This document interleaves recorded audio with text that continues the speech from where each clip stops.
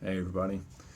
So for the first question, I think Sydney, I think it's their water procurement and use for Sydney that is their biggest problem because most of their water source comes from surface water, and that, as we know, is more unreliable than groundwater and can be more susceptible to climate change and drought. So you just can't bank on that as much in the future, maybe as they could in the past.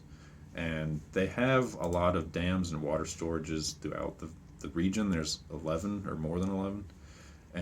But most of them are not that close to Sydney. They're in the south, on the southeast near the coast, or up in the northwest, and there's couple big ones in the center. But if the city needs that water, they have to spend a lot of time and resources, energy to get the water to the city. So I think that this area is their biggest area to improve because I read their water report compared from the last 2 years, and their total water use went down last year to the previous year by 15 million liters, which is a lot, which is great. That's definitely positive.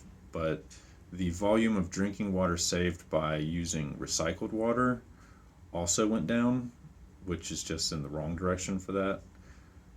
It went down by 100 million liters.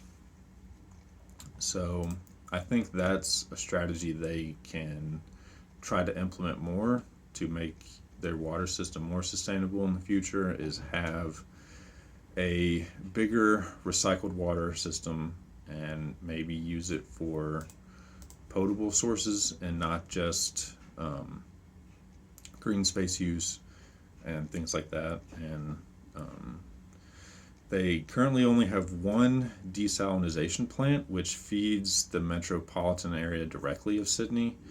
But even though those are very expensive to maintain and build, if they could build onto that and make the capacity bigger or larger, or just have another one, that would make them more independent than the whole rest of the regions, from the whole rest of the region's water system. And that's about it. Thanks.